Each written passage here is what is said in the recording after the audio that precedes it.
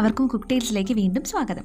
ഇന്ന് ഞാൻ വന്നിട്ടുള്ളത് മുട്ട ചേർക്കാതെ ബീറ്റർ ഉപയോഗിക്കാതെ ഓവനും ഇല്ലാതെ ഒരു അടിപൊളി വാനില സ്പോഞ്ച് കേക്കിൻ്റെ റെസിപ്പി ആയിട്ടാണ് കേട്ടോ. അപ്പോൾ നമുക്ക് ഒട്ടും സമയങ്ങളല്ല, വേഗം വീഡിയോയിലേക്ക് പോകും.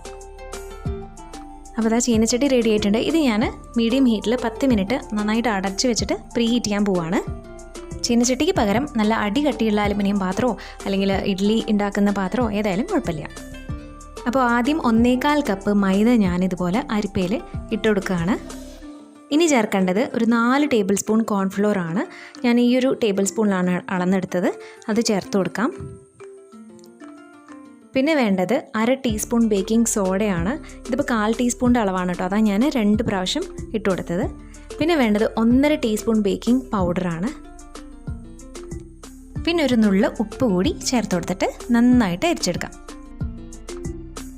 സാധാരണ ഞാൻ വാനില സ്പോഞ്ചിൽ എപ്പോഴും ഒരു ടീസ്പൂൺ അല്ലെങ്കിൽ ഒരു ടേബിൾ സ്പൂൺ മിൽക്ക് പൗഡർ ഞാൻ ചേർത്ത് കൊടുക്കാറുണ്ട്. പക്ഷേ ഇതിൽ ഞാൻ ചേർക്കുന്നില്ല. കാരണം ഞാൻ ഈ ഒരു കേക്ക് ഉണ്ടാക്കുന്നത് കണ്ടൻസ്ഡ് മിൽക്ക് ഉപയോഗിച്ചിട്ടാണ്.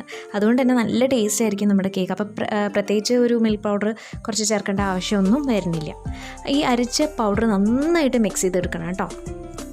എഗ്ലെസ് കേക്ക്സ് ഉണ്ടാക്കുമ്പോൾ ഒന്നില്ലെങ്കിൽ ഞാൻ കണ്ടൻസ് മിൽക്ക് ഉപയോഗിച്ചുണ്ടാക്കും, അല്ലെങ്കിൽ തൈര് ഉപയോഗിച്ചുണ്ടാക്കും. പക്ഷേ എനിക്ക് ഏറ്റവും ഇഷ്ടമുള്ള ടെക്സ്ചർ കണ്ടൻസ് മിൽക്ക് ഉപയോഗിച്ചുണ്ടാക്കുന്ന കേക്കിൻ്റെയാണ് കേട്ടോ. ഇനി ഞാൻ 1/4 കപ്പിൻ്റെ പകുതി ബട്ടർ, അതായത് വെണ്ണ ഉരുക്കിയത് ചേർത്ത് കൊടുത്തു. പിന്നെ ഒരു 1/4 കപ്പിൻ്റെ പകുതി സൺഫ്ലവർ ഓയിലും ചേർത്ത് കൊടുത്തു.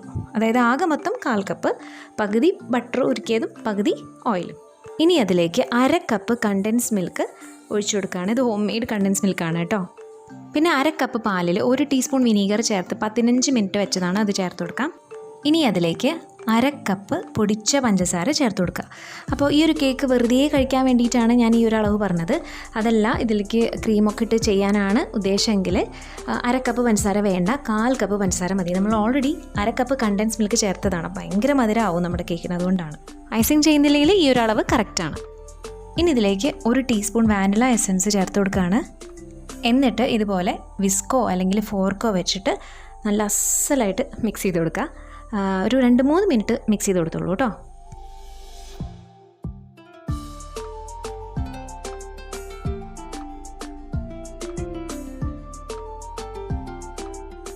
ഇനി അതിലേക്ക് നമ്മൾ നേരത്തെ അരിച്ച് മിക്സ് ചെയ്തെടുത്ത് വെച്ച ഡ്രൈ ഇൻഗ്രീഡിയൻസ് മൊത്തമായിട്ട് ചേർത്ത് കൊടുത്തിട്ട് പതുക്കെ ഒന്ന് മിക്സ് ചെയ്തെടുക്കുക.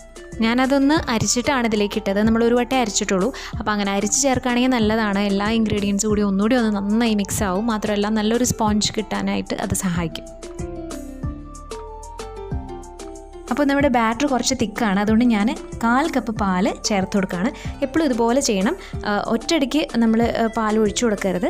കുറച്ചായിട്ട് ചേർത്ത് വേണം മിക്സ് ചെയ്യാനായിട്ട്. കാരണം പെട്ടെന്ന് ലൂസായി പോകാൻ സാധ്യതയുണ്ട്. ലൂസായി കഴിഞ്ഞാൽ കേക്കിൻ്റെ ടെക്സ്ചറൊക്കെ മാറും കേട്ടോ. അതുപോലെ നല്ല തിക്കായിട്ടുള്ള ബാറ്റർ ആവാനും പാടില്ല. കാരണം നമ്മൾ മുട്ടയൊന്നും ചേർക്കാതെയാണ് ഉണ്ടാക്കുന്നത്. അപ്പോൾ കേക്ക് പൊന്തി വരാനുള്ള സാധ്യത കുറയും. അതുകൊണ്ടാണ്.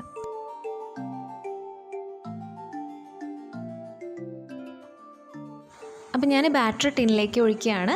ഇത് ഓൾറെഡി ഗ്രീസ് ചെയ്ത് വെച്ചിട്ടുള്ള സൈഡിലൊക്കെ ബട്ടർ പേപ്പർ ഇട്ട് റെഡിയാക്കി വെച്ചതാണ്. ഇനി ഇതുപോലെ കറക്കി അല്ലെങ്കിൽ ഇതുപോലെ നന്നായിട്ടൊന്ന് ടാപ്പ് ചെയ്ത് കൊടുത്തു കഴിഞ്ഞാൽ എയർ ബബിളൊക്കെ പോവും. എന്നിട്ട് നമുക്ക് ബേക്ക് ചെയ്യാം. അപ്പോൾ ഞാൻ ചീനച്ചട്ടിയിലേക്ക് ഇറക്കി വെച്ചിട്ടുണ്ട്. ഇനി ഇത് ലോ ഫ്ലെയിമിൽ 40 മിനിറ്റ് വരെ ബേക്ക് ചെയ്യാം. അപ്പോൾ 45 മിനിറ്റ് എടുത്തു കേട്ടോ. ഞാൻ 40 മിനിറ്റ് കഴിഞ്ഞിട്ട് ചെക്ക് ചെയ്ത് നോക്കിയപ്പോൾ കറക്റ്റായിട്ട് വന്നിട്ടുണ്ടായിരുന്നില്ല. അതുകൊണ്ട് ഞാനൊരു 5 മിനിറ്റ് കൂടെ വെച്ചു. ഇപ്പോൾ ഇത് കറക്റ്റായിട്ട് വന്നിട്ടുണ്ട്. ഇതുപോലെ പപ്പടക്കോലോ അല്ലെങ്കിൽ ടൂത്ത് പിക്കോ കുത്തി നോക്കുമ്പോൾ നല്ല ക്ലീനായിട്ട് അത് വരണം. അതുവരെ നമ്മൾ ബേക്ക് ചെയ്യണം കേട്ടോ.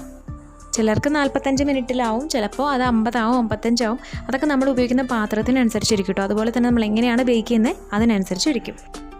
ഇനി ഇത് നന്നായിട്ട് ചൂടാറിയതിന് ശേഷം മാത്രമേ ഇതിന് എടുക്കാവൂ കേട്ടോ. അപ്പോൾ ഏകദേശം 1 മണിക്കൂർ കഴിഞ്ഞു. നമ്മുടെ കേക്ക് ഇവിടെ റെഡി ആയിട്ടുണ്ട്. ഞാനത് പതുക്കെ വിടിവിക്കുകയാണ്. എളുപ്പമാണ്, ജസ്റ്റ് ഒന്ന് ലിഫ്റ്റ് ചെയ്ത് കൊടുത്താൽ മതി. എന്നിട്ട് ഇതുപോലെ വേറെ പ്ലേറ്റിൽ കമത്തി കൊടുക്കുക. നമ്മുടെ കേക്ക് റെഡി ആയിട്ടുണ്ട്.